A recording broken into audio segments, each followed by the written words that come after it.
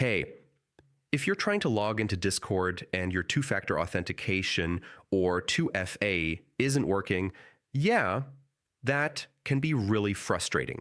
In this guide, I'll show you the fastest ways to fix Discord two-factor authentication issues in 2026. Let's get it sorted. First, double-check the code you're entering. Make sure you're using the correct app, usually Google Authenticator or Authy, and that the code hasn't expired. Remember, Discord 2FA codes refresh every 30 seconds, so timing matters. If your codes still aren't working, check your device's time settings. 2FA codes rely on accurate time. Make sure your phone or computer is set to automatic date and time. If you can't get the 2FA app working, Discord provides backup codes when you set up 2FA. Use one of these backup codes to log in, just to make sure you've saved them in a safe place.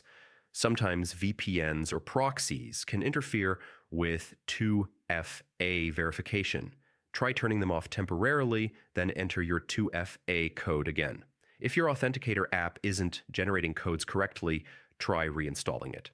You may need to relink it to Discord using a QR code from your account settings.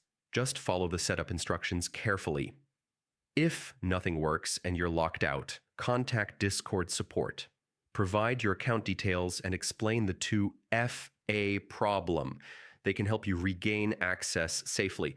As a tip, once you regain access, enable 2FA properly with your preferred app and save backup codes somewhere safe. This prevents future 2FA issues and keeps your account secure.